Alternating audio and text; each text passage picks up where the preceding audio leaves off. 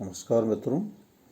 आज हम बीए भाग सेकंड में जो सेकंड पेपर है भारत की सामाजिक समस्याएं, उसमें अपराध के टॉपिक को आज आगे बढ़ाते हुए आगे इसके बिंदुओं पर चर्चा करते हुए हम आज चर्चा करेंगे अपराधी कौन, हु इज क्रिमिनल। सामान्य रूप से अपराधी उसे माना जाता है जो समाज के नियमों की अवहेलना करता है, अनैतिक और धर्म के विरुद्ध आचरण करता है तथा राज्य के नियमों के विरुद्ध आचरण करता है। इलियट और मैरिल अपनी पुस्तक सोशल डिसऑर्गेनाइजेशन में कहते हैं, तकनीकी तौर पर अपराधी वह है जो दंडनीय दुर्व्यवहार करे।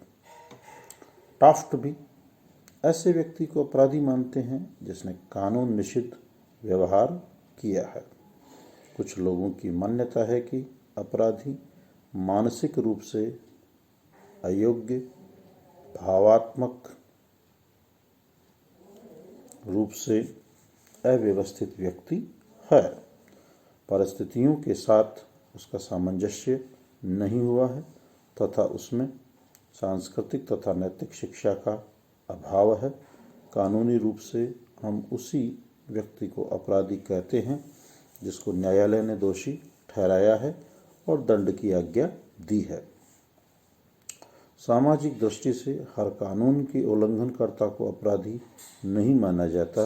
अंग्रेजों के शासनकाल में अंग्रेजी सत्ता को हटाने हेतु विविध गतिविधियां जैसे सत्याग्रह आंदोलन आदि अपराध थे, किंतु हम सामाजिक दृष्टि से उनको अपराध नहीं कह सकते। अपराधियों के अध्ययन में अपराधी की कानूनी परिभाषा ही स्वीकार की गई है। इस संदर्भ में एक समस्या यह है कि कोई भी कानून यह घोषित नहीं करता कि कोई भी व्यक्ति कितने समय तक अपराधी कहलाएगा। क्या केवल अपराध करने के दौरान या दंड पाने की अवधि तक या आजीवन। टाफ्ट ने एक व्यक्ति को अपराधी ठहराने के लिए कुछ आधारों का उल्लेख किया है। ये आधार निम्न है।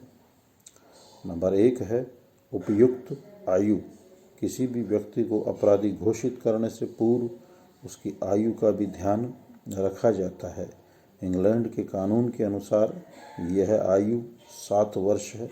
अमेरिका में व्यक्ति की आयु और उसकी लंबाई एवं शारीरिक बनावट को देखकर ही उसे अपराधी घोषित किया जाता है। सामान्यतः किसी भी देश में 6 या 7 वर्ष से कम की आयु के बालक द्वारा किया गया कानून विरोधी कार्य अपराध नहीं माना जाता, क्योंकि ऐसा माना जाता है कि इस आयु तक बच्चे में अपराधी भावना का उदय नहीं हो पाता, वह अच्छाई और बुराई में अंतर नहीं कर पाता। अतः इस भावना के उदय के बाद ही किसी को अपराधी कहा जा सकता है।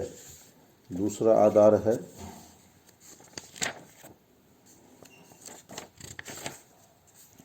स्वैच्छिक क्रिया।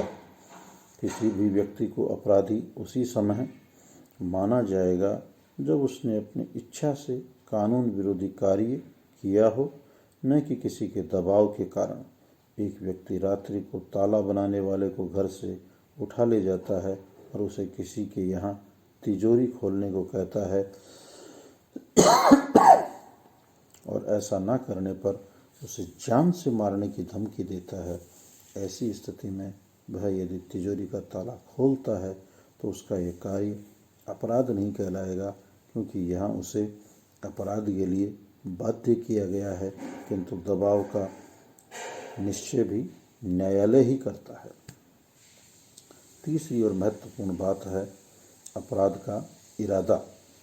अपराध का कार्य व्यक्ति द्वारा जानबूझकर अपराधी इरादे से किया जाना चाहिए, यद्यपि लापरवाही और कानून के प्रति अनभिज्ञता क्षमा योग्य नहीं है। और चौथा और महत्वपूर्ण है अपराध कानूनी रूप से राज्य के लिए हानिप्रद होना चाहिए। अपराध से राज्य को हानि होनी चाहिए, व्यक्ति के विरुद्ध किया गया कार्य अपराध की श्रेणी में नहीं आता, वरन उसे दुष्कृति टॉर्ट कहा जाता है। इस प्रकार हम देखते हैं कि कानूनी दृष्टि से अपराधी वह है जिसने इच्छापूर्वक बुरी नियति से ऐसे कार्य किए जो दंडनीय है। अब हम बात करेंगे अपराधियों का वर्गीकरण, क्लासिफिकेशन ऑफ क्रिमिनल्स। अपराध के वर्गीकरण में सबसे महत्वपूर्ण वर्गीकरण है सदरलैंड का। सदरलैंड ने अपराधियों को दो श्रेणियों में विभक्त किया है। पहला निम्न वर्गीय अपराधी और दूसरा है श्वेत वस्त्रधारी अपराधी। पहला निम्न वर्गीय लोअर क्रिमिनल, ये वे व्यक्ति हैं जिनकी आर्थिक स्थिति अच्छी नहीं है, दरिद्र या गरीब हैं, मजदूरी करते हैं और धन के अभाव में न्याय प्राप्त करने में असमर्थ हैं, अतः वह शीघ्र ही पुलिस की निगाह में आ जाते हैं। दूसरे हैं श्वेत वस्त्र अपराधी, वाइट कॉलर क्राइम। ये बहुत महत्वपूर्ण है, ये परीक्षा में अमूमन प्रश्न पूछा जाता है, इसको आप गहराई से समझने का प्रयास करें। अमेरिकन अपराध शास्त्री सदरलैंड ने अपने अध्ययन में अपराधियों को प्रमुखतः दो भागों में बांटा। एक निम्न वर्गीय अपराधी जो गरीब एवं निम्न वर्ग के होते हैं और शीघ्र ही पकड़ लिए जाते हैं। दूसरे सफ़ेद पोश अपराधी जो प्रतिष्ठित एवं उच्च वर्ग के होते हैं, आर्थिक लाभ के लिए अपराध करते हैं तथा साधन संपन्न होने के कारण पकड़ में नहीं आते एवं दंड से बच जाते हैं।